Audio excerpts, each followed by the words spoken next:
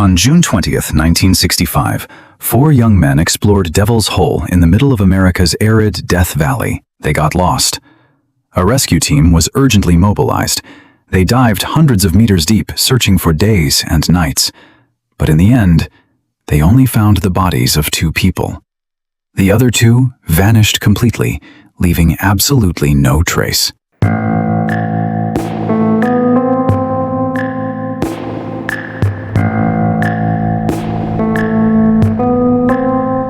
I'm Leonard.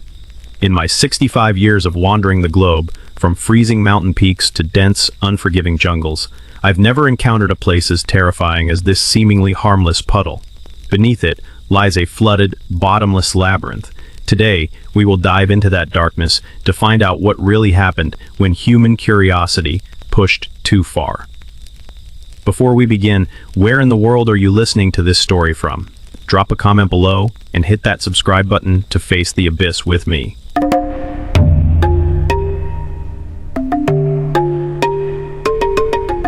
The midday sun over Death Valley is not just hot, it is an oppressive, physical weight.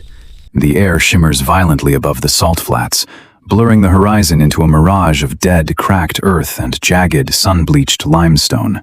There is no wind, no shade, only the blinding glare of a desert that has claimed countless lives. Decades later, under that same merciless sun, Dr. Sarah Jenkins stood before a towering, heavy-duty barbed wire fence.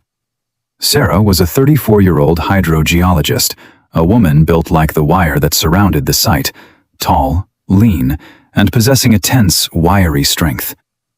Her skin was deeply tanned and etched with premature lines from years spent squinting against harsh glares in remote locations. She had sharp hazel eyes that rarely rested, always calculating, always assessing. Sarah was profoundly pragmatic, a woman who sought comfort in hard numbers and empirical data. This obsession with control was born from a tragedy 5 years prior. During an expedition in a Mexican cenote, an unexpected cave-in claimed the life of her mentor. Since that day, Sarah had stripped away all romanticism about exploration. To her, nature was a chaotic variable that needed to be measured, sterilized, and subdued by science. Standing next to her was Park Ranger Miller, a man in his late 50s with a thick gray mustache, a weathered face, and the slow, deliberate posture of someone who had seen too many fools underestimate the desert. He watched in silence as Sarah meticulously checked the sterilization seals on her equipment. Behind the heavily padlocked gates and the unblinking lenses of security cameras lay her target, Devil's Hole.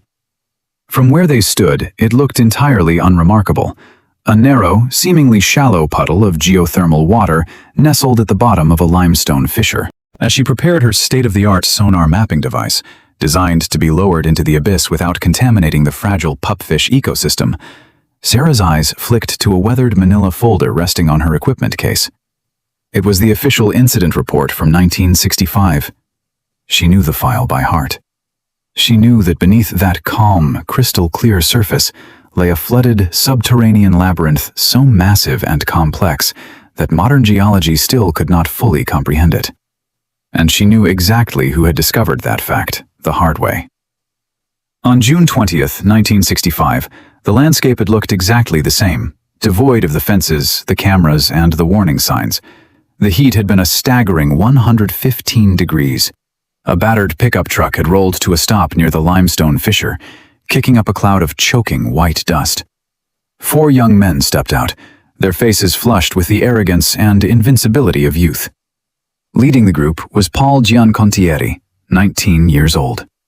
Paul was a natural athlete with broad shoulders, messy, sandy blonde hair, and a restless energy that drew people to him. He was the kind of boy who drove too fast and laughed too loud, fueled by a relentless desire to conquer the unknown.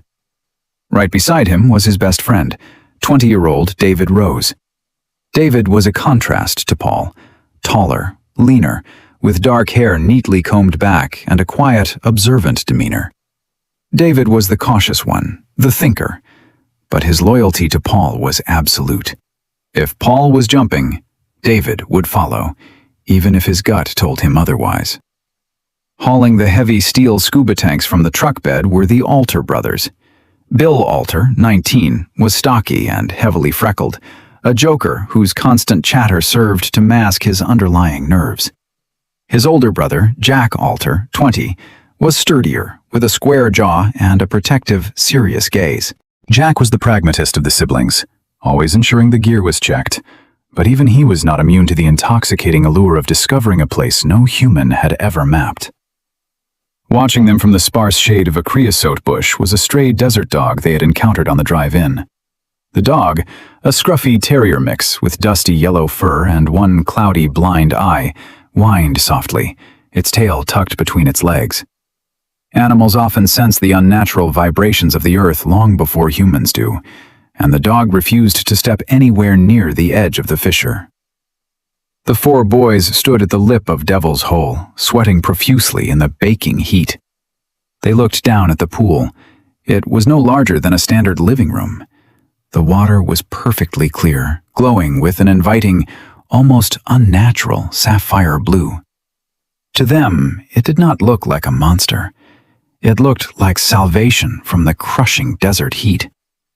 They wanted to fulfill their youthful desires, to etch their names into the blank spots on the map, and to conquer depths untouched by anyone. They strapped on their primitive dive gear, heavy steel tanks, simple regulators, and standard rubber fins, lacking any of the sophisticated safety tethers or buoyancy control devices used by modern technical divers. In the present day, Sarah zipped up her sterilized dry suit. The environmental protocols required her to be scrubbed down to prevent introducing foreign bacteria to the isolated ecosystem. She approached the edge of the water, a computerized sonar array gripped tightly in her gloved hands. Her desire was completely different from the boys of 1965. She did not want glory. She wanted to map the anomaly. She wanted to shoot acoustic waves down into the dark and force the cave to reveal its secrets on a glowing digital screen. She believed that if she could measure it, she could strip it of its lethal mystique. Both the young men of the past and the scientist of the present shared one fatal flaw. They deeply underestimated the power of nature. Back in 1965, Paul was the first to slip into the water, followed closely by David, then Jack, and finally Bill. The water was surprisingly warm, a constant 92 degrees. For the first few moments, it was a paradise. The sunlight pierced through the surface, illuminating the shallow shelf where the tiny, rare pupfish darted among the algae. But as they kicked their fins and moved toward the center of the pool, the floor suddenly gave way. The entrance to the true cavern was a narrow, jagged funnel of rock. As Paul led the descent, squeezing through the tight opening, the environment underwent a violent, immediate transformation. The comforting warmth of the sun-drenched surface vanished. The walls of the funnel closed in, scraping against their aluminum tanks with a hollow, metallic clank that echoed eerily through the water. In her own timeline, Sarah lowered herself into the pool, her breathing slow and mechanically regulated. She breached the surface, her mask dipping below the waterline. She swam toward the edge of the funnel and unspooled the cable, sending the heavy sonar probe plunging downward. For both generations, the transition was jarring. As the boys swam deeper, the brilliant blue of the surface water faded into a bruised twilight purple, and then, inevitably, into absolute, suffocating blackness. The beams of their waterproof flashlights cut through the dark like weak, dying stars, revealing ancient, jagged limestone walls that seemed to lean inward, welcoming them. The playful excitement that had fueled them on the surface evaporated instantly. The silence of the deep was not peaceful. It was heavy, pressing against their eardrums, a physical manifestation of millions of gallons of water. Bill's jokes ceased. David's heart hammered against his ribs. Paul's reckless smile faded behind his rubber mouthpiece. The primal, instinctual part of their brains began to scream that they did not belong here. Their youthful curiosity had abruptly given way to a sharp, cold caution, but the momentum of their descent carried them forward. Above them, the narrow opening to the surface shrank until it was nothing more than a pale, distant star. Sarah watched her digital readout as the probe sank past the known limits, the numbers spinning wildly as the abyss opened up below. The surface of Devil's Hole rippled gently in the desert wind, looking as small and harmless as a puddle. But beneath the earth, the cave had officially opened its jaws. The four boys, and the scientist trying to understand them, were now fully swallowed by the dark.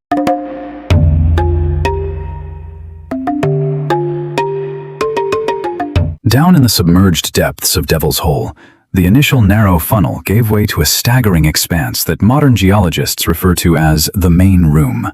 As the four young men emerged from the restrictive limestone throat of the entrance in 1965, the beams of their waterproof flashlights swept across a magnificent subterranean cathedral. It was breathtaking, a massive underwater chamber carved by acidic groundwater over countless millennia.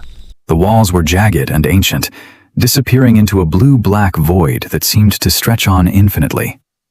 But this majestic room was also a meticulously laid trap. To fully understand the impending danger, one must understand the floor of this specific chamber. It was not composed of solid rock. Rather, it was covered in a thick, volatile blanket of silt.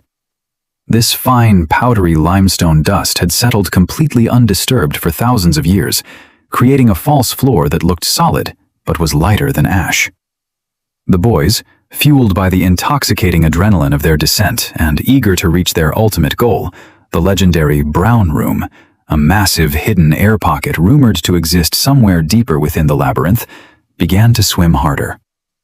They kicked their standard, stiff rubber fins with erratic, forceful strokes.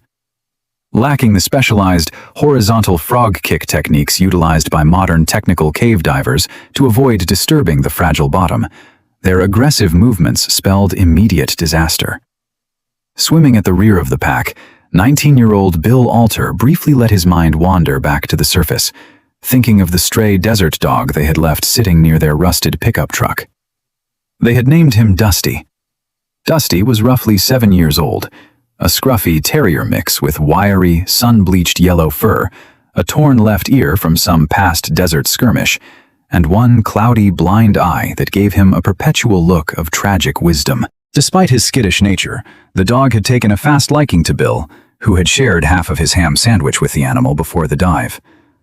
Bill possessed a soft, empathetic heart beneath his jokester exterior, and the thought of the loyal, battered dog waiting patiently in the punishing heat made him smile around his rubber mouthpiece. But that fleeting moment of warmth was the last shred of comfort Bill would experience. With every powerful thrust of the boy's legs, invisible tornadoes of silt erupted from the floor behind them. Within seconds, the crystal-clear sapphire water transformed. A thick, impenetrable cloud of milky white sediment billowed upward like a slow-motion explosion in a zero-gravity vacuum. The heavy silt rapidly swallowed the weak beams of their flashlights, bouncing the light back into their eyes and creating a blinding, impenetrable white wall. The phenomenon, known in diving communities as a silt out, effectively reduced their visibility to absolute zero. Decades later, in the present day, the surface operation above that very same main room was being tightly and anxiously monitored. Sitting at a folding plastic table under a portable canvas canopy, just a few feet from the water's edge, was Mark Evans, Sarah's lead telemetry and data technician.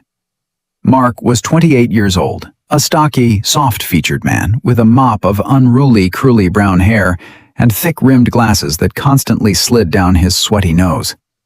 Unlike the intrepid Dr. Sarah Jenkins, Mark possessed a deep, paralyzing fear of open water, an irony that was a constant source of gentle teasing among their crew. He preferred the absolute safety of numbers and algorithms, finding immense solace in the predictable, organized glow of his multiple laptop monitors, rather than the chaotic, lethal unpredictability of nature. His personality was inherently anxious, but highly meticulous.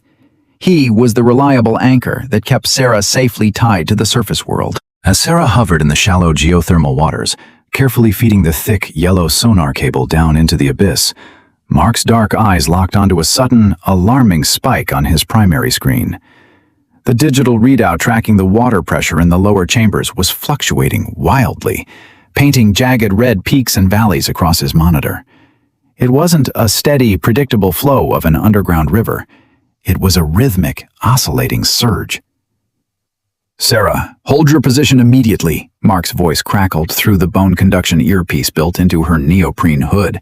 His usual nervous, hesitant tone completely replaced by a sharp edge of genuine, professional alarm.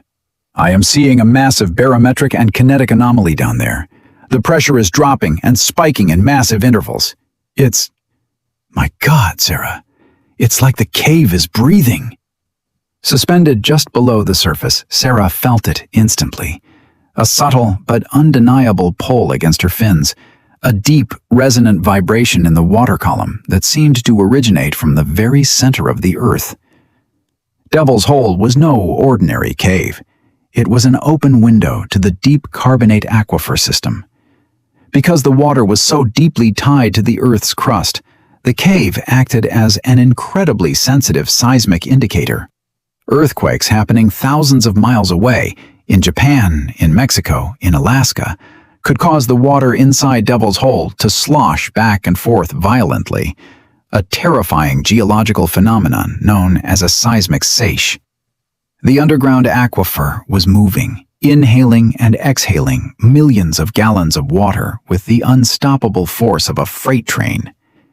In 1965, that same deep earth breath became an inescapable nightmare for the four blind explorers. Down in the heart of the main room, the silt-out was absolute, and the sudden change in water pressure hit them like a physical blow. Paul Giancontieri stopped swimming, waving his bare hand just an inch in front of his tempered glass mask, but he could not even see his own fingers. The water had turned into a suffocating, milky void that pressed heavily against his skin. The profound, ancient silence of the cave was broken only by the chaotic, rapid hiss-roar of his own frantic breathing through the primitive regulator. The burning desire for glory, the arrogant thrill of being the first humans to conquer the uncharted depths and discover the brown room, evaporated in an instant. It was entirely replaced by a primal, icy terror that seized his chest. He reached out, blindly grasping in the milky void for David, Bill, or Jack, but his desperately thrashing hands met only empty water. Panic, the absolute deadliest enemy of any scuba diver, began to take a firm hold on the group. Without any visual references, the human brain rapidly loses its sense of equilibrium, unable to distinguish up from down, left from right. Severe vertigo set in, making them nauseous and dizzy. And then, the shifting underwater current violently slammed into them. It was an unpredictable, twisting surge of water born from the same pressure differential Mark Evans would observe on his screens decades later. The invisible, crushing hand of the cave grabbed the four boys. The current didn't just push them, it spun them mercilessly, disorienting them entirely and tearing their loose formation to shreds. Bill and Jack Alter, who had been swimming slightly above and behind the other two, were caught in an upward eddy and slammed hard against a jagged, upward-sloping limestone wall. Jack, reacting with the fierce, protective instinct that defined his personality, blindly reached out and grabbed his younger brother's nylon tank harness. His thick, calloused fingers dug into the webbing with desperate strength. Jack jammed his heavy rubber boots into a shallow, sharp crevice, wedging his entire body against the unforgiving rock face to anchor them both against the surging tide. They were trapped on a shallow, unmapped cliff, pinned by the heavy flow of water, completely blinded by the swirling silt, and entirely separated from their friends. Below them, the situation was far more desperate and catastrophic. Paul and David were caught in the main downward draft of the churning current. The water pulled them with the overwhelming force of a heavy oceanic undertow, dragging them rapidly away from the known boundaries of the main room and toward a section of the cavern that had never been documented. They tumbled uncontrollably through the darkness, their heavy steel tanks scraping and clanging violently against the narrowing limestone walls, ringing out like a death knell. David's hand desperately shot out in the suffocating darkness, his fingers miraculously brushing against Paul's neoprene-clad arm. He gripped it with a bone-crushing force, refusing to let go even as the powerful current sucked them both down into a tight, vertical restriction, a jagged, incredibly narrow funnel that plunged straight down into the Earth's deep crust. The walls aggressively closed in around them, trapping the two best friends in a subterranean throat that offered no light, no orientation, and seemingly no way back up to the world of the living.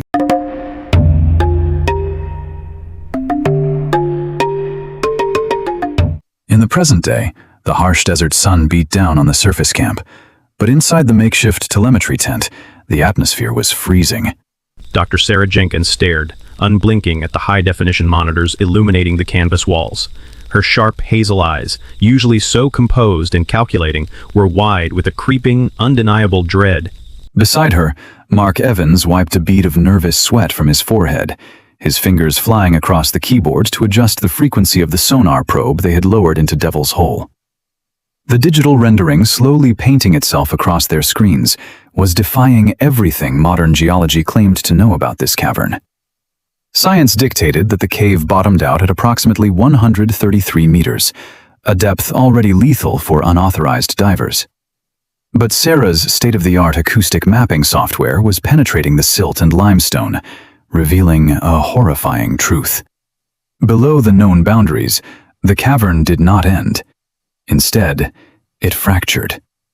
The screen displayed a sprawling, chaotic fractal of subterranean tunnels, plunging vertically into the Earth's crust like a giant, bottomless spiderweb. As she watched the neon green lines vector deeper into the blackness of the digital abyss, a phantom chill gripped Sarah's spine. It reminded her viscerally of Dr. Eris Thorne, her late mentor. Eris had been a towering, barrel-chested man in his late 60s, with a booming laugh, a thick, untamed white beard, and an infectious romantic love for undiscovered cave systems. He was the bravest man Sarah ever knew, but his blind romanticism had cost him his life in a collapsing Mexican cenote. Looking at the bottomless spiderweb on the screen, Sarah realized that Devil's Hole was exactly the kind of beautiful, lethal trap that would have lured Eris to his doom. And decades ago, it had lured 4 young men into its deepest, darkest veins. In 1965, Paul Giancontieri and David Rose were trapped in the physical reality of that very spiderweb. Swept away by the violent, sudden downward surge of the subterranean current, the two best friends tumbled into a jagged, unmapped vertical crevice far below the main room. The absolute darkness was impenetrable, absolute, and utterly terrifying. Their flashlights were practically useless, the weak beams swallowed by the churning silt and the sheer, oppressive scale of the abyss. They were falling through water, dragged deeper into the throat of the earth. The most immediate and terrifying enemy they faced was not the dark, but the immense, invisible weight of the water column above them. At these extreme depths, the physical laws of the universe turn against the human body.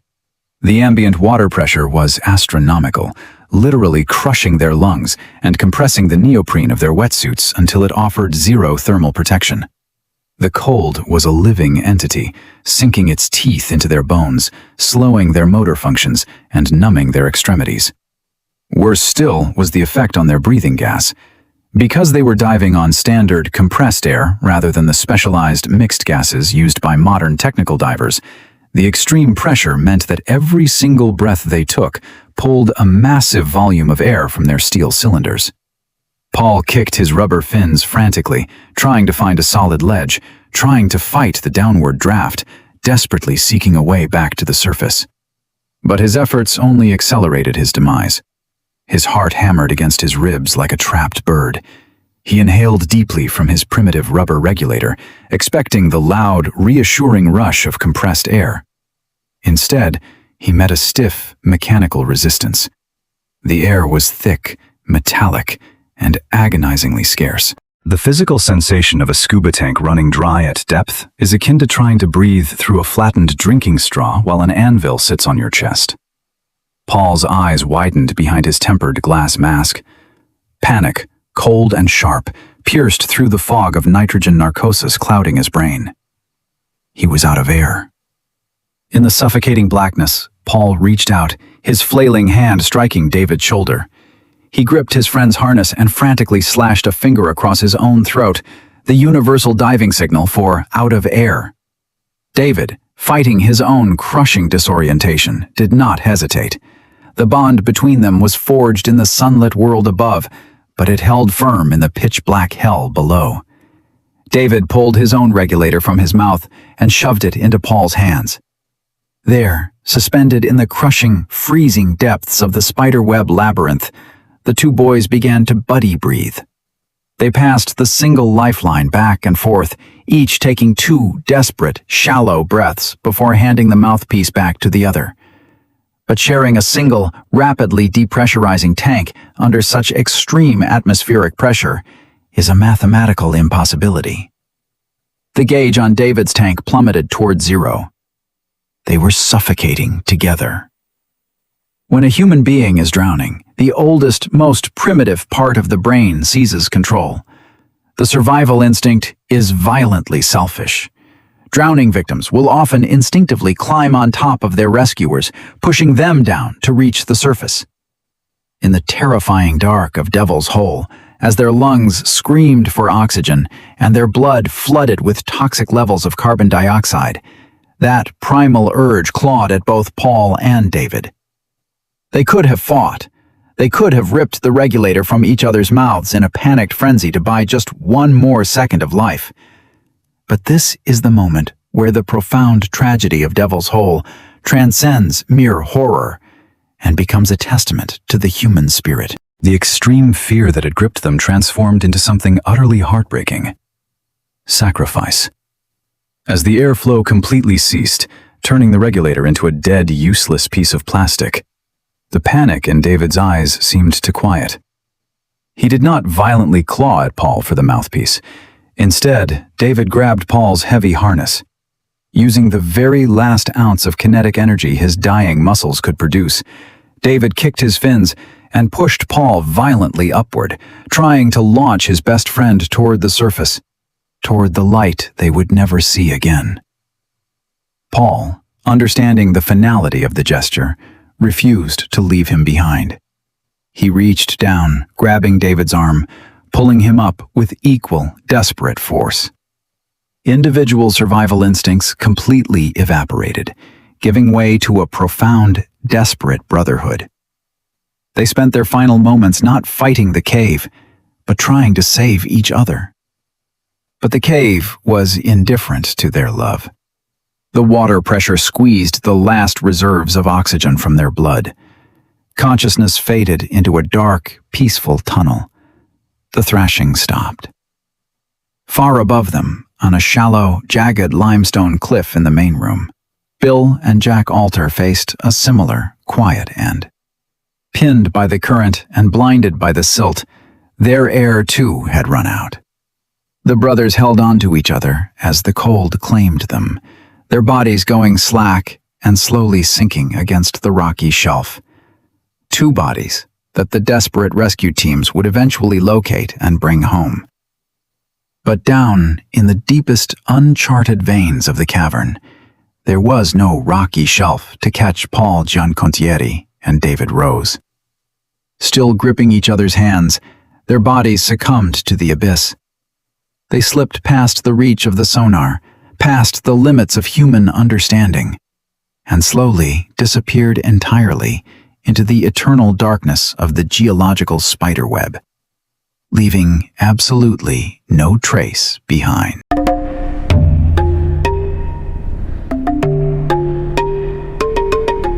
The air inside the dusty roadside diner just outside Death Valley Junction was thick with the smell of stale coffee and fried bacon. The relentless afternoon sun baked the asphalt outside, but inside the dim booth, Dr. Sarah Jenkins felt an icy chill that had nothing to do with the struggling air conditioning unit above her head. Sitting across from her was Arthur Vance. Arthur was 85 years old, one of the last surviving members of the original 1965 Emergency Underwater Rescue and Recovery Team. He was a fragile-looking man, with stooped shoulders, thin snow-white hair, and hands heavily scarred from decades of manipulating coarse nylon diving ropes. Yet his eyes, a striking washed-out denim blue, were remarkably sharp and intensely focused. They were the eyes of a man who had stared into the abyss and never fully looked away. His personality was quiet, deeply pragmatic, and heavily burdened by survivor's guilt. He spoke with a slow, deliberate cadence, treating his memories with the solemn reverence of a funeral procession. Sarah had sought him out, needing to bridge the gap between the cold, hard data on her sonar screens and the human reality of Devil's Hole. "You look at your computer monitors, Doctor," Arthur said, his voice a gravelly whisper, wrapping his gnarled hands around a steaming ceramic mug. "You see lines and depth charts. But you didn't hear it. You didn't hear the sounds of despair." With those words, the diner faded away, and Sarah was pulled back to the chaotic, tragic evening of June 20th, 1965. The alarm had been raised when the sun began to dip below the funeral mountains, casting long, bloody shadows across the salt flats. Dusty, the scruffy, one-eyed terrier mix the boys had befriended, had remained at the edge of the fissure. The dog had paced frantically, whining and barking at the eerily calm sapphire water until a passing park ranger stopped to investigate the abandoned, rusted pickup truck. By midnight, the perimeter of Devil's Hole was illuminated by the harsh, glaring floodlights of emergency response vehicles. Arthur Vance, then a robust 27-year-old former Navy diver with broad shoulders and an unshakable belief in human endurance, stood at the water's edge. He and his team were the elite. They wore thick neoprene suits, carried heavy twin-hose regulators, and strapped massive double steel cylinders to their backs. They looked down into the small pool with grim determination. Their desire was singular and fiercely absolute. They were going to beat the cave. They were going to bring all 4 boys home to their grieving mothers, no matter how deep they had to go. Arthur was the first to break the surface, plunging into the 92-degree geothermal water. The beam of his heavy, brass-cased halogen dive light cut through the gloom. The silt stirred up by the boys hours earlier had partially settled, leaving the water in the upper chambers looking like thin, milky soup. The rescue team descended methodically, moving through the narrow funnel and entering the vast, silent cathedral of the main room. The silence was immediately oppressive. In the ocean, there is always ambient noise, the crackle of shrimp, the distant hum of boat engines, the surge of the tide. But inside Devil's Hole, the silence was absolute, a dead acoustic vacuum that magnified the deafening roar of their own exhaust bubbles. It did not take them long to find the first 2. Hovering near a shallow, jagged limestone shelf, Arthur's light swept over the lifeless forms of Bill and Jack Alter. The brothers were pinned against the rock, their arms still locked around each other in a final, desperate embrace. The sight struck a heavy, agonizing blow to Arthur's heart. He signaled to his partner, and together, moving with agonizing slowness to avoid disturbing the volatile silt floor, they secured the brothers to recovery lines. Bringing them to the surface was a somber, devastating victory. Half the mission was complete, but the real nightmare was just beginning. After swapping out for fresh air tanks, Arthur and 3 other divers descended again, pushing past the main room, aiming for the deep, unmapped crevices where Paul Giancontieri and David Rose had vanished. As they dropped below the 100-meter mark, the true, terrifying nature of Devil's Hole revealed itself. The cave was not a passive geological formation. It felt like a living, breathing monster that aggressively refused to release its prey. The walls closed in, forming a jagged, vertical throat that aggressively snared their equipment. The water pressure at this depth was astronomical, compressing Arthur's wetsuit until it felt like a second skin made of ice, and making the compressed air in his lungs feel thick and narcotic. The terrain became impossibly treacherous. The digital spiderweb that Sarah would map decades later was, in 1965, a pitch-black, physical hell of dead ends, razor-sharp limestone blades, and plunging vertical shafts. Arthur pushed himself to the absolute limit of his physiology, experiencing the dizzying, hallucinogenic effects of severe nitrogen narcosis. He peered down into a crevice so narrow and deep that his high-powered halogen light simply vanished into the void without striking a bottom. It was there, suspended over the bottomless throat of the earth, that Arthur heard the sounds. It wasn't the voices of the boys. They were long gone. It was the horrific, groaning echoes of the cave itself. The deep seismic pressure shifting the water, the terrifying clank of his partner's aluminum tank striking a rock, the strained, high-pitched hiss of their own regulators fighting the crushing depth. It was the sound of complete, overwhelming human insignificance. Suddenly, Arthur's dive buddy got his harness snagged on a protruding rock blade. Panic flared. The silt began to rise again, threatening another deadly whiteout. Arthur swam over, his hands trembling from the cold and the pressure, and frantically worked his knife to cut his partner free. As he pulled his buddy back from the edge of the abyss, a profound, devastating realization washed over him. Faith in humanity's ability to conquer nature completely collapsed. All of Arthur's Navy training, his advanced equipment, and his fierce bravery meant absolutely nothing down here. The monster had won. If they went even 5 feet deeper into that spiderweb to find Paul and David, the rescue team would become the next victims. Hanging in the freezing dark, Arthur made the hardest decision of his life. He raised his hand and gave the signal to abort. They were turning back. They were leaving the boys behind. Back in the diner, Arthur's voice broke, pulling Sarah back to the present. A single tear tracked down the old man's weathered cheek, disappearing into the deep wrinkles of his jaw. "We left them in the dark," he whispered, staring into his cold coffee. "We swam up, and we left them." The aftermath of that aborted dive changed the history of Death Valley forever. The rescue was officially called off. Only 2 bodies, Bill and Jack Alter, were recovered and returned to their families. Paul Giancontieri and David Rose were officially declared missing forever, entombed in the deepest, unreachable veins of the earth. The tragedy sent shockwaves through the nation. The National Park Service, realizing that the cave was an uncontrollable, lethal hazard, immediately issued a strict, permanent ban on all unauthorized diving. Heavy steel fences were erected, and Devil's Hole was locked away from the public. Sitting across from the broken old man, Sarah felt a profound shift within her own pragmatic mind. She had come to Death Valley believing that her sonar and her science could finally conquer the mystery of the hole, that data could tame the monster. But listening to Arthur, she realized the terrifying truth.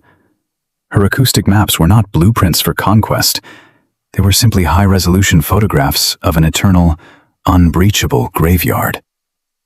The cave had taken the boys, it had broken the rescue team, and it would remain undefeated.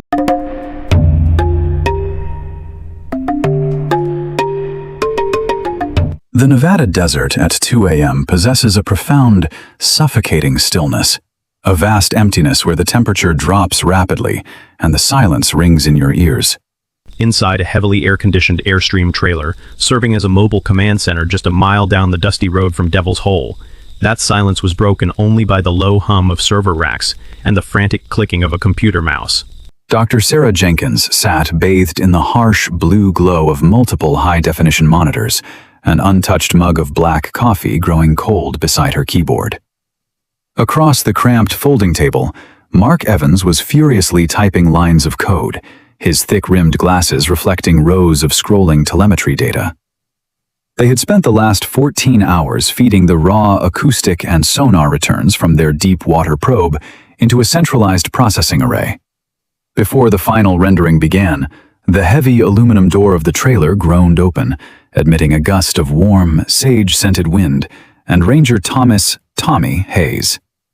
Tommy was a 42-year-old local park ranger with a thick, stocky build, a permanently sun-scorched neck, and a quiet, superstitious nature that sharply contradicted the shiny federal badge pinned to his chest. He possessed rough, calloused hands and spoke in a low, gravelly drawl, perpetually carrying a chew of tobacco in his cheek. He had come to drop off the final box of physical archival surveys from the 1960s, a bureaucratic formality. Tommy set the cardboard box down heavily on the metal counter, his eyes shifting nervously to the glowing screens mapping the abyss. He didn't linger. "Some water ain't meant to be charted, Doctor," Tommy muttered, touching the brim of his Stetson before stepping back out into the dark. "The desert keeps what it swallows for a reason." Sarah ignored the ranger's ominous parting words, her pragmatic mind fiercely rejecting local folklore in favor of hard, empirical evidence. Her desire was singular and fiercely intellectual. She wanted to use this new, terrifyingly deep topological map to finally calculate exactly where the relentless underground currents had dragged the bodies of Paul Giancontieri and David Rose. As the computerized rendering finally completed its processing cycle, the image that materialized on the primary monitor was so colossal, so geologically impossible, that it stole the breath from Sarah's lungs. The software had successfully stripped away the limestone walls, revealing the true nature of the aquifer. Devil's Hole was not a bottle, nor was it merely a deep, localized cave system. The jagged spiderweb of crevices they had mapped earlier was merely a porous membrane. Beneath it, the sonar had detected a massive, continent-spanning underground abyss, a subterranean river of ancient water stretching hundreds of miles beneath the Mojave Desert. The flow dynamics displayed on the screen were terrifying. The water pressure created a massive, inescapable gravity well, a hydrodynamic vacuum capable of sucking any dense object down toward the Earth's mantle with the unrelenting force of a black hole. Staring at the digital rendering, Sarah traced a hypothetical trajectory with her cursor. If Paul and David had succumbed to the abyss in that vertical shaft in 1965, their heavy steel scuba tanks and lead weight belts would have pulled them directly into this continental slipstream. The data suggested they had been dragged miles away from the entrance, pulled deep into the pitch-black arteries of the planet.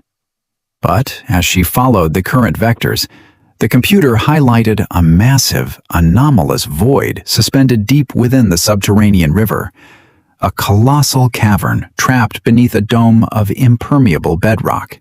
It was the legendary Brown Room, an impossibly vast, pressurized expanse of trapped, toxic air hidden miles beneath the Earth's surface. Sarah's heart pounded against her ribs. She believed she had found their final resting place, the cold, dark tomb where the two best friends had ultimately been deposited by the violent underground tide. "Sarah," Mark's voice was barely a whisper, completely devoid of his usual nervous energy. He was staring at his audio telemetry monitor, his face completely drained of color. "The probe didn't just record spatial dimensions. It recorded acoustic feedback, sound waves bouncing off the walls. I ran a standard noise cancellation filter to remove the ambient seismic rumbling, and I found an artifact, an audio signature emanating from the exact coordinates of that massive cavern. The Brown Room." Sarah frowned, her scientific skepticism immediately flaring. "It's a geological echo, Mark. Water passing through a narrow limestone fissure can create harmonic vibrations. Or it's the tectonic plates grinding. Play it." Mark didn't argue. He simply reached out with a trembling hand and pressed the spacebar on his laptop. The high-fidelity studio monitors mounted on the walls of the trailer crackled to life. First, there was the heavy, oppressive sound of the deep, a low, resonant hum that sounded like the Earth itself was holding its breath. And then, cutting through the abyssal static, came the artifact. Clink, clink, clink. It was a sharp, rhythmic, metallic tapping. It did not sound like rocks grinding or water rushing. It sounded distinctly, horrifyingly artificial.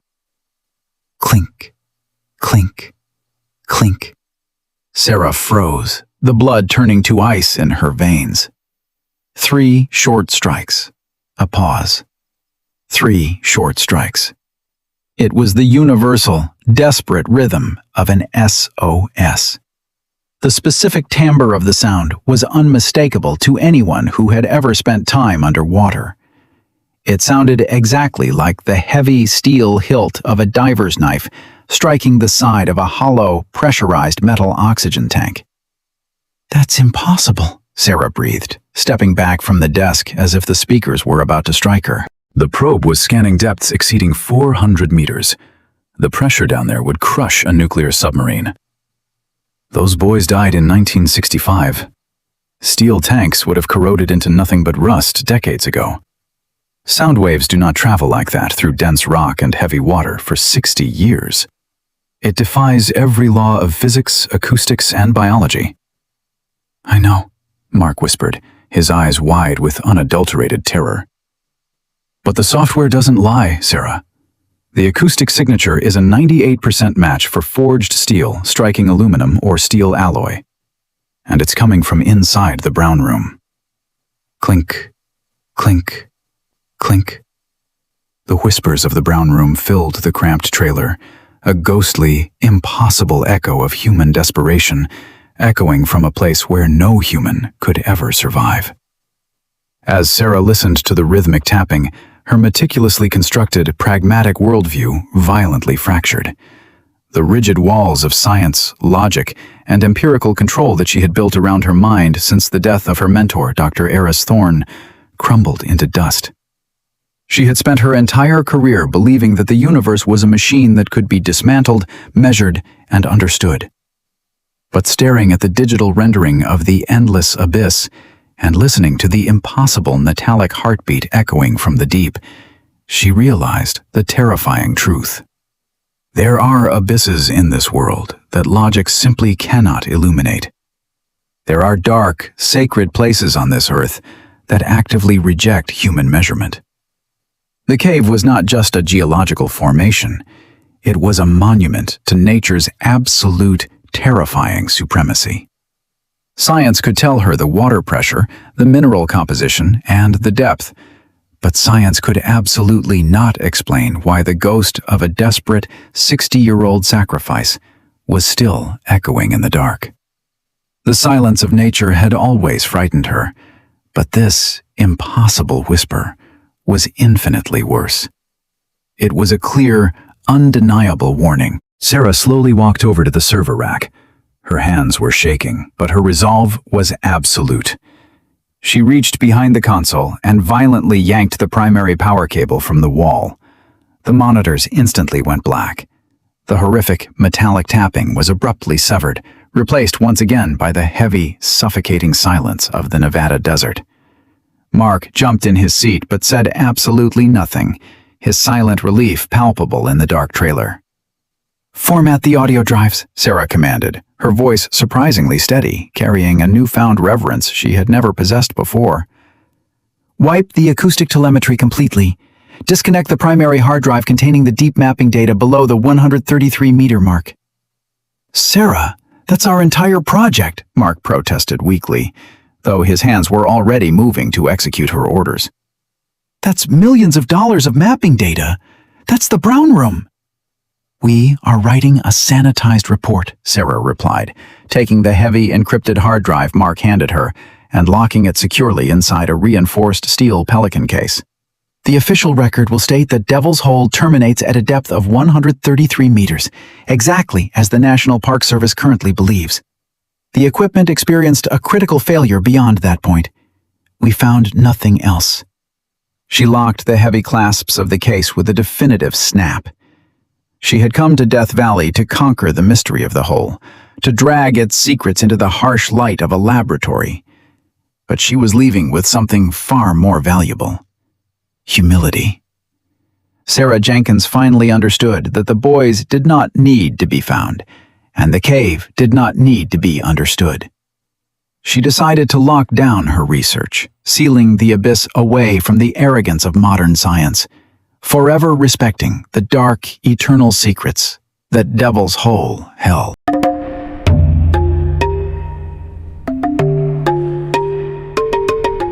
The departure of Dr. Sarah Jenkins and her high-tech telemetry crew left Death Valley exactly as it had been for millennia: silent, blistering, and fiercely indifferent to human ambition.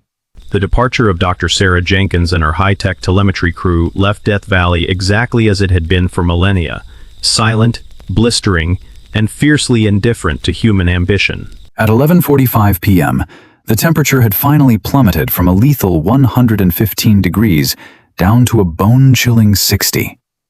The moon, full and stark white, hung over the Funeral Mountains, casting long, skeletal shadows across the salt flats. Stationed inside the Ash Meadows security outpost, about 2 miles from the heavily fortified perimeter of Devil's Hole, Ranger Thomas "Tommy" Hayes sat alone in the dim glow of his surveillance monitors. Tommy was a 42-year-old federal park ranger with a thick, stocky build that spoke of years hauling gear across unforgiving terrain. His neck was permanently sun-scorched to the texture of worn leather, and his quiet, superstitious nature was a trait inherited from generations of living near indigenous lands. He had rough, calloused hands, habitually chewed sweet tobacco, and wore his faded Stetson even indoors. He possessed a deep, fundamental respect for the desert, viewing the landscape not as a park to be managed, but as a sleeping entity that demanded absolute reverence. Outside the reinforced glass of the outpost, a local desert kit fox the rangers had affectionately named Ghost trotted silently through the sagebrush. Ghost was a 3-year-old male with a pale, sandy-colored coat that blended perfectly with the dunes, distinguished by the fact that he was missing the lower half of his bushy tail from a past coyote attack. The fox paused, its large, triangular ears swiveling, its glowing amber eyes fixed cautiously toward the direction of the limestone fissure. Animals, Tommy knew, were always the first to sense when the earth was about to wake up. Tommy's primary duty on the night shift was not to look for trespassing humans, but to monitor the fragile, isolated ecosystem of the Devil's Hole pupfish. These tiny, iridescent blue creatures, no larger than a thumbnail, existed nowhere else on the entire planet except in the shallow, 92-degree geothermal shelf just below the surface of that specific pool. Tommy's greatest professional and personal desire was to keep this area completely peaceful and safe for them. They were a biological miracle, surviving the Ice Age and adapting to one of the most extreme environments on Earth. To Tommy, the pupfish were the desert's most precious secret, a fragile spark of life balanced precariously on the lip of a bottomless, deadly abyss. He watched them constantly through the high-security infrared cameras mounted on the chain-link fences, ensuring the water levels remained stable and the geothermal temperatures did not fluctuate. The pool looked entirely calm, a smooth, glassy black mirror under the infrared lens, undisturbed by the cooling night air. Then, exactly at midnight, the heavy ceramic coffee mug on Tommy's desk began to rattle. It was a subtle vibration at first, a low, barely perceptible hum that seemed to vibrate directly up through the concrete foundation of the outpost and into the marrow of his bones. Tommy froze, his hand hovering over the keyboard. He glanced out the window. Ghost, the kit fox, had vanished instantly, bolting into the safety of the deep brush. The rattling intensified, accompanied by a deep, resonant, subterranean groan that sounded like massive stone gears grinding together deep within the Earth's crust. It was an earthquake, but not a local one. The telemetry on Tommy's secondary monitor, linked to the USGS seismic network, flashed a warning. A massive magnitude 7.4 tectonic rupture had just occurred off the coast of the Gulf of Alaska, thousands of miles away. In most places, an earthquake that distant would go completely unnoticed by a human standing on the surface. But Death Valley was not most places, and Devil's Hole was not a normal pool. Because the cave system was inextricably linked to a vast, continent-spanning aquifer, it acted as a colossal geological barometer. Tommy snapped his attention back to the primary infrared surveillance monitor displaying Devil's Hole. The peaceful, glassy surface of the pool was gone. The water was receding, rapidly sucking down into the limestone funnel as if a giant plug had been pulled. The shallow shelf where the pupfish lived was suddenly exposed to the night air, the wet rocks gleaming in the moonlight. No, no, no, Tommy muttered, gripping the edge of the console, his heart hammering with a sudden, fierce anxiety for the tiny fish. But the earth was merely drawing breath. A few seconds later, the subterranean current violently reversed. The underground cave system, after decades of silent, stagnant waiting, aggressively breathed out. A massive surge of water erupted from the narrow throat of the cavern. It was a terrifying, contained desert tsunami, a violent seismic seiche. The water blasted upward, smashing against the upper limestone walls, churning into a chaotic, frothing whitewater vortex.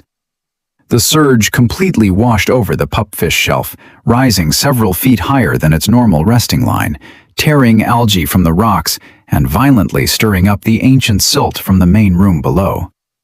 Tommy watched in helpless awe as the immense hydrodynamic power of the deep aquifer manifested on his screen. The water violently sloshed back and forth, rising and falling in terrifying rhythmic intervals, echoing the distant, violent shifting of the tectonic plates.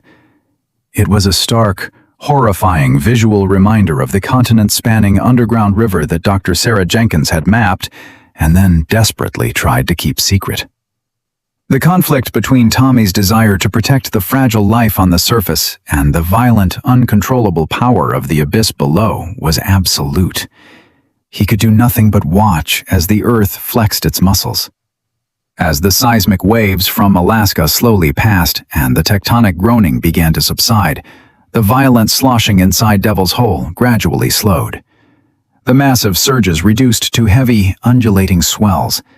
The water remained cloudy, thick with suspended limestone dust and ancient debris churned up from the unexplored depths.